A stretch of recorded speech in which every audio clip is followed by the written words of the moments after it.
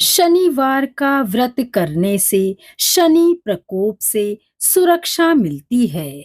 शनि की साढ़े साती और ढैया के कष्टों से मुक्ति भी मिलती है। कुंडली में पीड़ित शनि ग्रह मजबूत होता है। घर में सुख और समृद्धि आती है। नौकरी और व्यापार में सफलता के साथ साथ मान सम्मान में भी बेहद ही वृद्धि होती है। जीवन रोग मुक्त होता है और आयु में भी वृद्धि होती है। ओम नमः शिवाय। प्यारे भक्तों, आप सभी का स्वागत है, अभिनंदन है। आज हम शनिवार व्रत की कथा को सुनेंगे। एक समय स्वर्ग लोक में सबसे बड़ा कौन के प्रश्न पर 9 ग्रहों में वाद विवाद हो गया। विवाद इतना बढ़ गया कि परस्पर भयंकर युद्ध की स्थिति बन गई। निर्णय के लिए सभी देवता देवराज इंद्र के पास पहुंचे और बोले, हे देवराज, आपको निर्णय करना होगा कि हम में से सबसे बड़ा कौन है। देवताओं का प्रश्न सुनकर देवराज इंद्र उलझन में पड़ गए। इंद्र बोले, मैं इस प्रश्न का उत्तर देने में असमर्थ हूँ। हम सभी पृथ्वी लोक के उज्जैनी नगरी में राजा विक्रमादित्य के पास चलते हैं। देवराज इंद्र सहित सभी ग्रह उज्जैनी नगरी पहुंचे। महल में पहुंचकर जब देवताओं ने उनसे अपना प्रश्न पूछा तो राजा विक्रमादित्य भी कुछ देर के लिए परेशान हो उठे, क्योंकि सभी देवता अपनी अपनी शक्तियों के कारण महान थे। किसी को भी छोटा या बड़ा कह देने से उनके क्रोध के प्रकोप से भयंकर हानि पहुंच सकती थी। अचानक राजा विक्रमादित्य को एक उपाय सूझा और उन्होंने विभिन्न धातुओं स्वर्ण, चांदी, कांसा, तांबा, सीसा, रांगा, जस्ता, अभ्रक व लोहे के 9 आसन बनवाए। धातुओं के गुणों के अनुसार सभी आसनों को एक दूसरे के पीछे रखवाकर उन्होंने देवताओं को अपने अपने सिंहासन पर बैठने को कहा। देवताओं के बैठने के बाद राजा विक्रमादित्य ने कहा, आपका निर्णय तो स्वयं हो गया।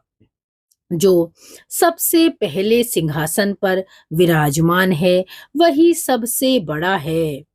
राजा विक्रमादित्य के निर्णय को सुनकर शनि देवता ने सबसे पीछे आसन पर बैठने के कारण अपने को छोटा जानकर क्रोधित होकर कहा, राजा विक्रमादित्य सुनो, तुमने मुझे सबसे पीछे बैठाकर मेरा अपमान किया है। तुम मेरी शक्तियों से परिचित नहीं हो। मैं तुम्हारा सर्वनाश कर दूंगा। शनि ने कहा, सूर्य एक राशि पर 1 महीने, चंद्रमा 2.25 दिन, मंगल 1.5 महीने और बुध और शुक्र 1 महीने, बृहस्पति 13 महीने रहते हैं। लेकिन मैं किसी राशि पर 7.5 वर्ष यानी 7.5 तक रहता हूँ। बड़े बड़े देवताओं को मैंने अपने प्रकोप से पीड़ित किया है। राम को 7.5 के कारण ही वन में जाना और वहां रहना पड़ा और रावण को 7.5 के कारण ही युद्ध में मृत्यु का शिकार बनना पड़ा। अब तू भी मेरे प्रकोप से नहीं बच पाएगा। इसके बाद अन्य ग्रहों के देवता तो प्रसन्नता के साथ चले गए, परंतु शनि देव बड़े क्रोध के साथ वहां से विदा हुए। राजा विक्रमादित्य पहले की तरह ही न्याय करते रहे। उनके राज्य में सभी स्त्री पुरुष बहुत आनंद से जीवन यापन कर रहे थे। कुछ दिन ऐसे ही बीत गए और उधर शनि देवता अपने अपमान को भूले नहीं थे। विक्रमादित्य से बदला लेने के लिए एक दिन शनि देव ने घोड़े के व्यापारी का रूप धारण किया और बहुत से घोड़ों के साथ उज्जैनी नगरी पहुंचे। राजा विक्रमादित्य ने राज्य में किसी घोड़े के व्यापारी के आने का समाचार सुना तो अपने अश्वपाल को कुछ घोड़े खरीदने के लिए भेजा। घोड़े बहुत कीमती थे। अश्वपाल ने जब वापस लौटकर इस संबंध में बताया तो राजा विक्रमादित्य ने स्वयं आकर एक सुंदर व शक्तिशाली घोड़े को पसंद किया। घोड़े की चाल देखने के लिए राजा उस घोड़े पर सवार हो गए तो वह घोड़ा बिजली की गति से दौड़ पड़ा। तेजी से दौड़ता घोड़ा राजा को दूर एक जंगल में ले गया और फिर राजा को वहां गिराकर जंगल में कहीं गायब हो गया। राजा अपने नगर को लौटने के लिए जंगल में भटकने लगा, लेकिन उन्हें लौटने का कोई रास्ता नहीं मिला। राजा को भूख और प्यास लगने लगी। बहुत घूमने पर उसे एक चरवाहा मिला। राजा ने उससे पानी मांगा। पानी पीकर राजा ने उस चरवाहे को अपनी अंगूठी दे दी। फिर उससे रास्ता पूछकर वह जंगल से निकलकर पास के नगर में पहुंच गए। राजा ने एक सेठ की दुकान पर बैठकर कुछ देर आराम किया। उस सेठ ने राजा से बातचीत की तो राजा ने उसे बताया कि मैं उज्जैनी नगरी से आया हूँ। राजा के कुछ देर दुकान पर बैठने से सेठ जी की बहुत बिक्री हुई और फिर सेठ ने राजा को बहुत भाग्यवान समझा और खुश होकर उसे अपने घर भोजन के लिए ले गया। सेठ के घर में सोने का एक हार खूंटी पर लटका हुआ था। राजा को उस कमरे में छोड़कर सेठ कुछ देर के लिए बाहर गया। तभी एक आश्चर्यजनक घटना घटी। राजा के देखते देखते सोने के उस हार को खूंटी निगल गई। सेठ ने कमरे में लौटकर हार को गायब देखा तो चोरी का संदेह राजा पर ही किया, क्योंकि उस कमरे में राजा ही अकेला बैठा था। सेठ ने अपने नौकरों से कहा कि इस परदेसी को रस्सियों से बांधकर नगर के राजा के पास ले चलो। राजा ने विक्रमादित्य से हार के बारे में पूछा तो उसने बताया कि उसके देखते ही देखते खूंटी ने हार को निगल लिया था। इस पर राजा ने क्रोधित होकर चोरी करने के अपराध में विक्रमादित्य के हाथ और पांव काटने का आदेश दे दिया। राजा विक्रमादित्य के हाथ पांव काटकर उसे नगर की सड़क पर छोड़ दिया गया।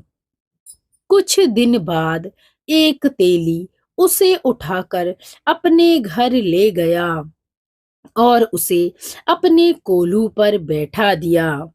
राजा आवाज देकर बैलों को हाँकता रहता। इस तरह तेली का बैल चलता रहा और राजा को भोजन मिलता रहा। शनि के प्रकोप की 7.5 पूरा होने पर वर्षा ऋतु प्रारंभ हुई।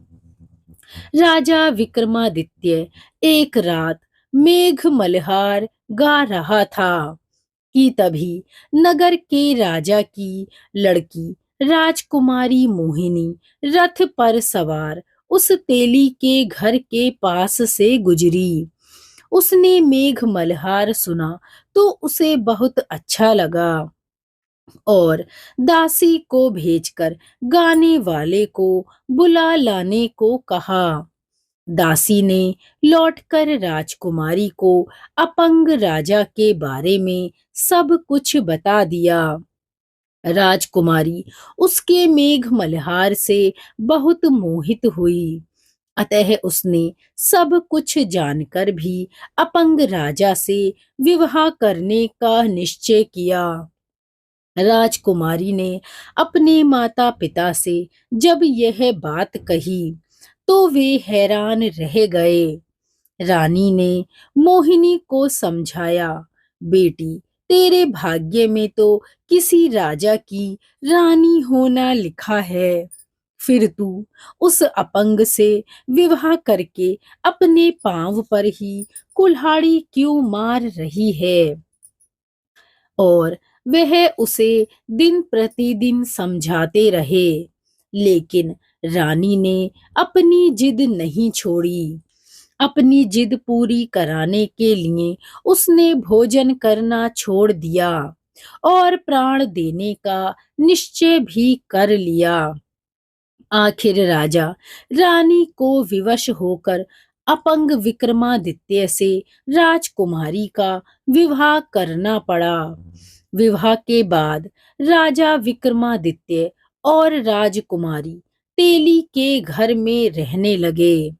उसी रात स्वप्न में शनि देव ने राजा से कहा, राजा, तुमने मेरा प्रकोप देख लिया है। मैंने तुम्हें अपने अपमान का दंड दिया है। राजा ने शनि देव से कहा, हे शनि देव, आप मुझे क्षमा करें। आपने जितना दुख मुझे दिया है अन्य किसी को भी आप नहीं दें। शनि देव ने कुछ सोचकर कहा, राजा, मैं तुम्हारी प्रार्थना स्वीकार करता हूँ। जो कोई स्त्री पुरुष मेरी पूजा करेगा, शनिवार को व्रत करके मेरी कथा सुनेगा, उस पर मेरी अनुकंपा बनी रहेगी। प्रातःकाल राजा विक्रमादित्य की नींद खुली तो अपने हाथ पांव देखकर राजा को बहुत खुशी हुई। उसने मन ही मन शनि देव को प्रणाम किया। राजकुमारी भी राजा के हाथ पांव सही सलामत देखकर आश्चर्य में डूब गई। तब राजा विक्रमादित्य ने अपना परिचय देते हुए शनि देव के प्रकोप की सारी कहानी सुनाई। सेठ को जब इस बात का पता चला तो दौड़ता हुआ तेली के घर पहुंचा और राजा के चरणों में गिरकर क्षमा मांगने लगा।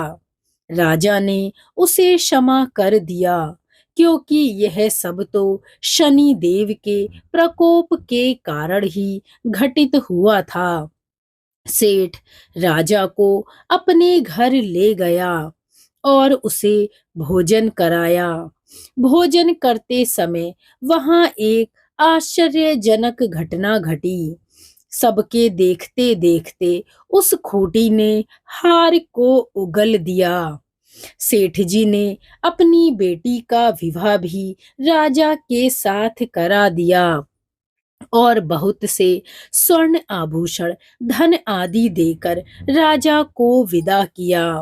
राजा विक्रमादित्य राजकुमारी मोहिनी और सेठ की बेटी के साथ उज्जैनी पहुंचे तो नगरवासियों ने हर्ष से उनका स्वागत किया।